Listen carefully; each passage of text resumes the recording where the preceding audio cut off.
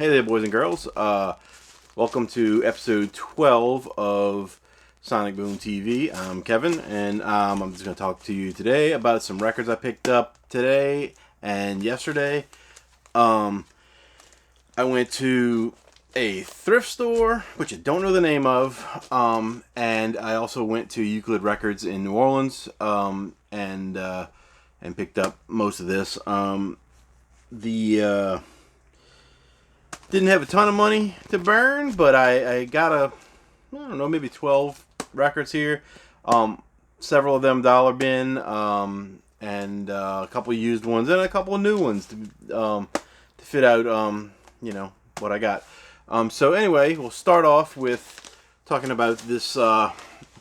There's this antique store in where I live in Metairie. Maybe it's actually in Harahan. I'm not exactly sure. I believe it's in Metairie. And the place is basically, it's called an antique store, but it's a junkyard, basically, sort of. I mean, there's a building, and you go in, and it's definitely a fire hazard. Like, I don't know how they are able to stay open, because there's just so much stuff in there. It's piled on top of each other, and it's everywhere, and they do have a lot of records. And the problem with the records are they're in rough shape, and a lot of times they're moldy looking. And I've gotten records out of there that I've had to really clean to get them good. And usually they turn out to be good. It's just they don't take care of them, and they just kind of throw them everywhere. And they also do this with comic books. And I think for the comic books they have in there, the last time I asked, the guy said they're $4 a piece, and they may have some good. I always see things that I was like, man, I wish I had that in my collection, but they're so beat up that if you bought them at a comic book store, they would be 10 cents, 25 cents, and they want $4 a piece, and I'm not doing it. And so the records in there, I've been there a few times, and I've gotten a few good things out of it, but they always had records that were ridiculously priced. Like, there was, for the condition anyway, like there was a couple Beatles albums in there that I wanted to get, like the anthology things and stuff, and they wanted like $25 for it, which may be what it's worth. I didn't look it up, but the problem was that the covers were just like destroyed, and I wasn't paying that, so I just kind of left them. And every now and then I go back in there, and sometimes they give me deals, and the people are really nice. They just don't know what they're doing as far as the records go. So I went in there yesterday because I was trying to waste some time, and I needed like 45 minutes to do something. So I went over there, and I started looking through the records, and the guy says, "Oh, all the records are $5." And or less. And I was like, okay, well, let me look again, because some of those expensive ones might be in there still. And well, none of them were. Nothing that I had seen before that was more expensive was there. They were all gone. And so somebody else must have been doing the same thing, looking through them and saying, oh, this stuff is way overpriced. But as soon as it went down to $5, they went and grabbed everything, I guess. So I ended up getting 3 things from there. The first one, which is actually the last one I picked, because I was only going to get 2, and then I ended up with 3. So I got REO Speedwagon's A Decade of Rock and Roll, 1970 to 1980. It's a gatefold 2-record set. Kind of fun little pictures, of the band back in the day. Cover is pretty simple. Like, they didn't do too much of that. They got these drawings of the band. Look like that the artist Nagel might have had something to do with it, or somebody that was trying to be him. But I don't know much of the 70s stuff. I do have, I think, 1 or 2 albums by them from the 70s, maybe. But so this is greatest hits will kind of catch me up on some of that older stuff. I like their 80s stuff. A lot of people make fun of it or whatever, but I really liked it. Back then, and I still like it now. And also, speaking of REO Speedwagon, when I was at the Euclid Records today, and I was looking at the dollar bin, and they had Van Halen's Women and Children's First, and the cover was pretty nice condition. I don't know if that one's worth anything or not, but I opened it up, and there was REO Speedwagon High Infidelity inside of it. And I was kind of disappointed because I already have that, and I don't have the Van Halen. So I went back downstairs and looked in their regular section, and right on the shelf looking at me is a Van Halen Women and Children First, and it was like $25, so I didn't get it. Then I picked up Bruce Hornsby and the Range, The Way It Is. That's the only song I know by Bruce Hornsby and the Range. The Way It Is, it was big hit for him. I think it was the number 1 hit back in the 80s. And I don't know anything else by them. I don't recognize any of these songs, so I don't know. I know that the guys put out a lot of albums, and but just never followed them. But I thought this would be a good pickup because I know that song, and it's a real good song. So at least one song out of it is worth $5. Then I saw this one. I almost didn't get it because the records look a little warped, but we'll see. And it's MSG One Night in Budokan at Budokan. And it's for this, MSG stands for the Michael Schenker Group. And I was always familiar with the Macaulay Schenker Group, which is the same people, basically, at least the guitar player, Michael Schenker. But I didn't realize that the name changed, at some point. I just always thought it was Macaulay Schenker Group because that's when I got 1 or 2 albums by them, I guess, in the early 90s, maybe late 80s. So at some point, the Macaulay guy joined the band, and they added his name to the thing. He still called it MSG, but there's another one with a bunch of pictures.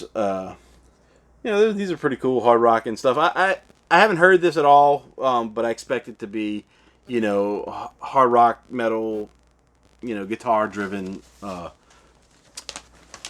rock, so that ought to be good. We'll look at that later. The next one, the rest of these all came from Euclid Records. And speaking of Budokan, we got Cheap Trick at Budokan. And I love Cheap Trick. I've never owned this album in any form, so I thought it was good. It looks pretty good. Got some live photos and stuff. Back cover. The cover's in pretty good shape. For 99 cents, it was hell of a good deal. The record's in great shape. Looks like it is anyway. I have to clean it. But the surprise of the day, not only the book that came with it, it was still there and it's intact. I mean, it's a little rough, and it's fun because it's got English and Japanese writing. Great pictures. More pictures. But then we've got all this in Japanese, and I thought, well, maybe this is a Japanese pressing or something.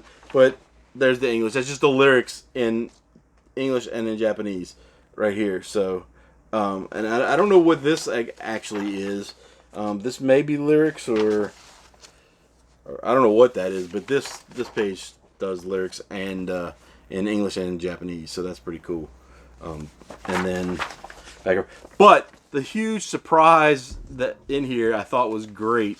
This apparently was some, probably a young girl's album at one point. And there is, from 16 magazine, a picture of Robin Zander. It's torn right there. And this guy, Rick's Place. I don't know who that is. Lorenzo Lamas. Oh, yeah, I remember him. But she liked Robin Zander a lot because there's not only that, there's Teen Beat featuring the whole band mini poster, or maybe it's just a page from it, which has some other Cheryl Ladd and Eric Estrada and Sean Cassidy on the other side. But how I know she likes Robin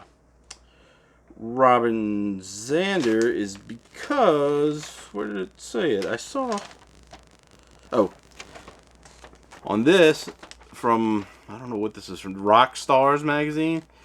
It says love right there under his picture, and so that's Led Zeppelin on that side. So I thought that was pretty fun that that's in there. Some scribble scratch on there. I don't think that's autographs or anything, but we can get that closer for you guys. I don't know if you can see that or not. But anyway, I don't know what that is. Little markings. But I thought that was fun that that was in there. Who knows how many years it's been in there. It just came out in like 78, 79, something like that. So, you know, I don't know. But they'll stay with this record as long as I own it. And whoever gets it after me will get those pictures as well. Then the other thing I found, which was... I got it for one song, basically. I know a few songs on here. But it's the... This is the era of memorable song hits, the decade of the 50s. And it's a gatefold like that, but it also works out to be this like poster size thing. Song that I got it for was Deo by Harry Belafonte. The other songs are The Thing by Phil Harris, Cold Cold Heart, Eddie Arnold, Blue Tango, Hugo Winterhalter and his orchestra, Stranger in Paradise by Katrina Valente and Werner Miller and his orchestra.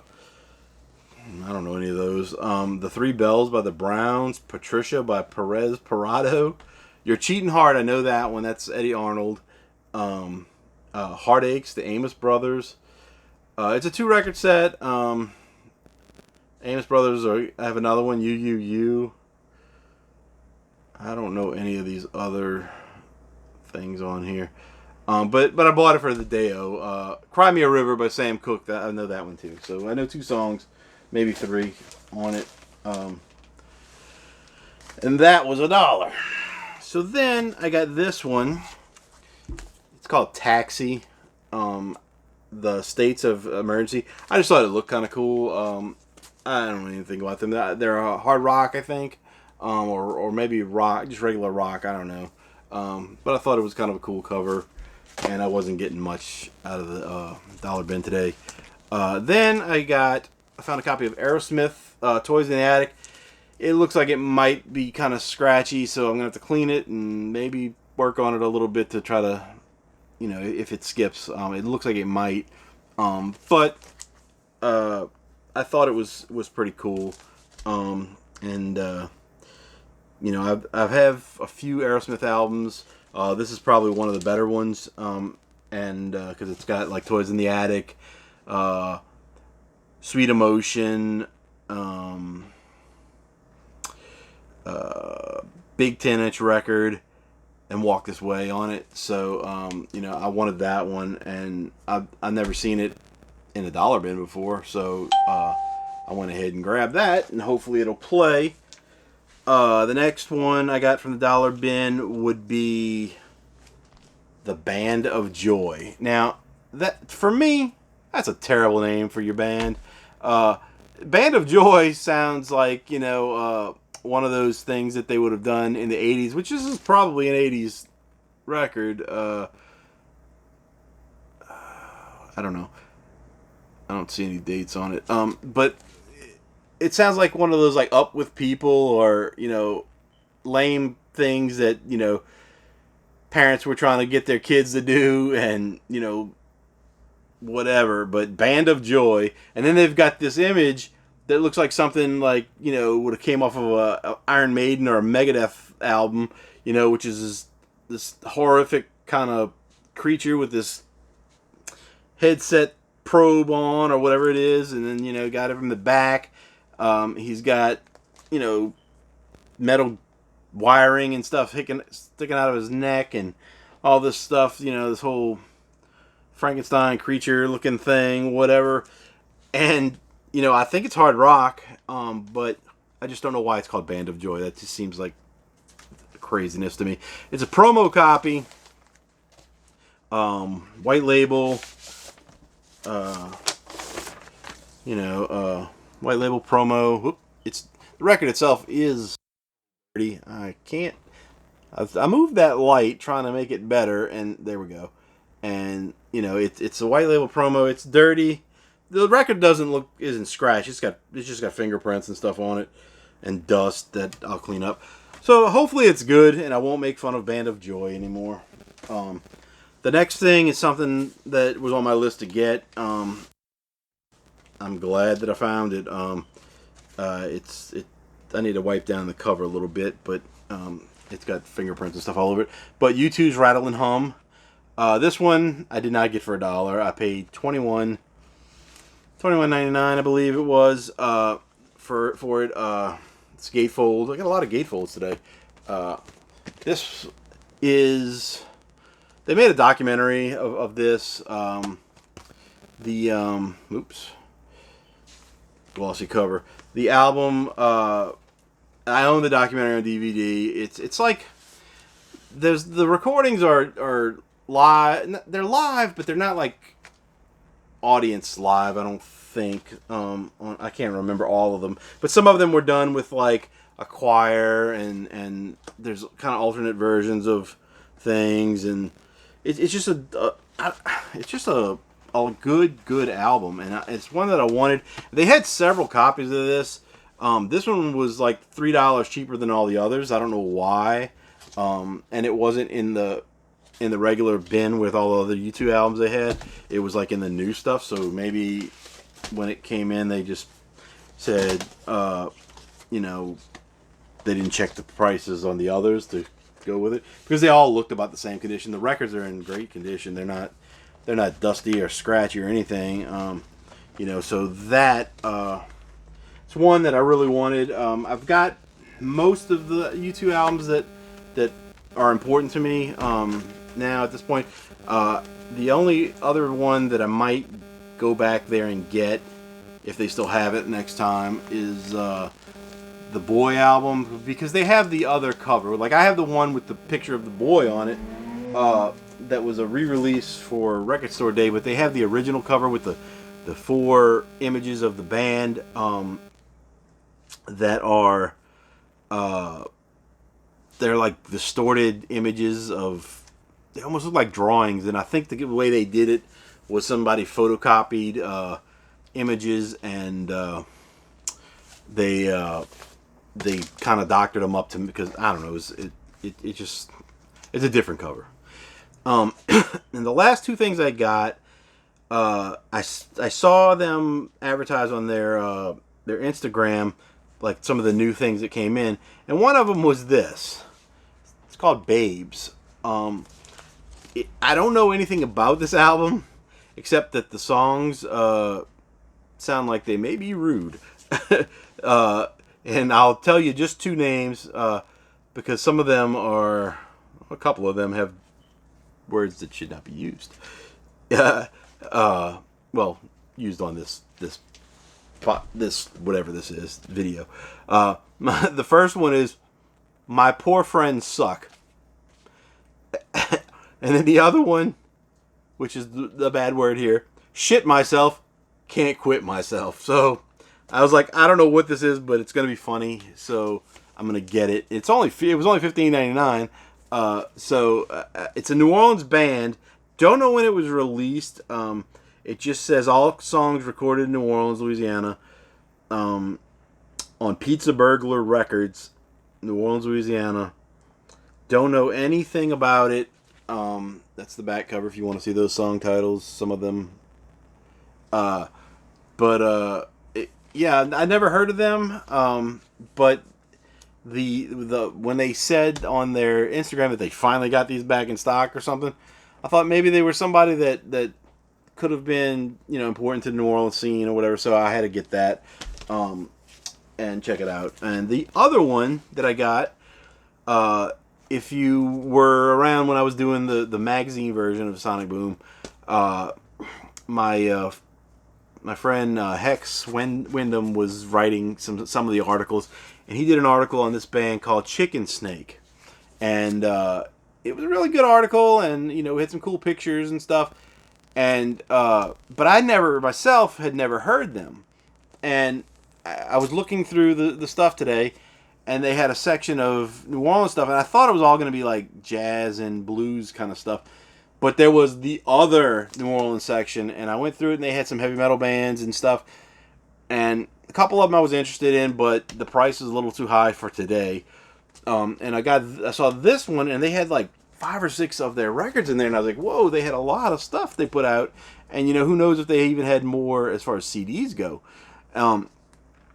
So I was looking at the prices, and this one was brand new, and I paid $13.99 for it. But their other ones were only like 14 to maybe 18 was maybe the highest they had. A couple of them were brand new, never been opened. This one's never been opened. And that's kind of a cool picture. They're on Beast Records, whatever that is. It was made in France, according to Discogs. And it doesn't say anything about France on the back, maybe on the inside. But they're like I think they're like a bluesy hard rock kind of band. I don't know, but I'm gonna check it out later. But this one's called Shapeshifter, if I didn't say that already. So I tried this whole Sonic Boom thing. Started with me taking photos of New Orleans bands and trying to do something with that besides just taking photos. And so I try when I can to buy albums that were done by New Orleans bands that were rock or punk or metal or ska or anything alternative rock or anything like that. I try to find that kind of stuff and see what it's about, because New Orleans has a lot of bands that people don't really know about outside the area. There's a few that have gone on to do bigger things. I know people know like Cowboy Mouth. They were big in the '90s. Dead-Eye Dick. They had that song with the "She Don't Eat Meat, but she sure likes the bone." What was that song called? I don't remember. But anyway, but those bands kind of took off. But most of the bands around here they're really good. They can't get out of this area for some reason. As far as being known. I mean, some of them do go out and tour, do little small tours, and that's awesome and stuff. But and some of them work hard to get their name out there on different websites and they get on different compilation albums. And I know a few people that do that. Like my friend Bobby Bergeron. He does. He's got a band, a noise project he calls Shitload, and he's got tons of things he does. He does these little split albums, and his songs are just these crazy, just feedback noise kind of things. He makes them up on the spot. He doesn't write lyrics. He screams over them, and he does add. He has people send him like phone messages and stuff like that he incorporates into his stuff. And he's been on a lot of different things, and he's got some label interest out of the country. So, I don't know that he makes any money doing it, but, he gets it out there. And then I have my other friends in the 2 Minute Cage. They're like a horror punk band, and they've been on quite a few compilation albums, some of their stuff. I think there's maybe 1 or 2 songs that they did originally for those things that they've redone for their own albums. But, they've been out there and they've done like the theme song of a podcast, I believe. And then, there's others that have gotten out there. But for the most part, a lot of bands in this area don't get to spread their wings, I guess, and become, go out there very far. There's another one called Green Gasoline, who they've got a pretty good following. I think they're working on a new album. Maybe, I don't know. I have to find out. I haven't talked to those guys in a while. But that's the whole thing with Sonic Boom was to combine me taking pictures of all these bands and being able to do something with that and support them in that way, where I could write stories about them or whatever. And the magazine was pretty good. It just I didn't have the money to print it, and I tried to do it digitally. I think there's 7 or 8 issues digitally on issue.com. You can look it up. Just Sonic Boom magazine. And not to be confused with Sonic Boom, the little video game guy. They had a magazine, a comic probably called that. But I did it for a while, and it got to be a lot of work, and the people that were wanting to help me, write stories or reviews or whatever, they couldn't do it, when it was needed, and I wasn't paying anybody or anything like that because I wasn't getting paid myself. We're just doing it to get it out there, and so I'm not mad at anybody or anything like that. I just couldn't keep going, I wasn't happy that I couldn't print it up. It cost a lot of money to print. I was printing in black and white, and it was a color. It was full color online, but as far as the online thing is, the fonts didn't work all the time either. And I've noticed that when I go back and look at some of the stuff, it doesn't look right because the fonts are all weird, and I don't know what caused that, because it didn't show up that way when I did the little proofing of it that they do. But anyway, so this has been some new stuff that I got. Sonic Boom exists right now as the videos. If anybody wants to send me something, just let me know. You can find me on Facebook. You can find me in the comments. If you send the comment, I may give you an address or something to be able to send me something. But it's generally I want records. I'll do CDs and all that stuff, cassettes or whatever. But mostly just want to do records. If you got a local band that, or just a band you like, but if you want to send it to me, you're sending it to me for good, because I'm not sending it back, So just send it, just let me know, and we can work something out. And that's it for this episode. I still need to do the review of the CD that I got sent from the band Poppy, which will happen this week. And that's about it for now. This is my wall of CDs. I tried to get the glare off of those pictures that were hanging behind me by moving the camera a little bit. I need to do something with this whole little area here and make it better for doing videos. But for now, that's it for episode 12. Have a good day.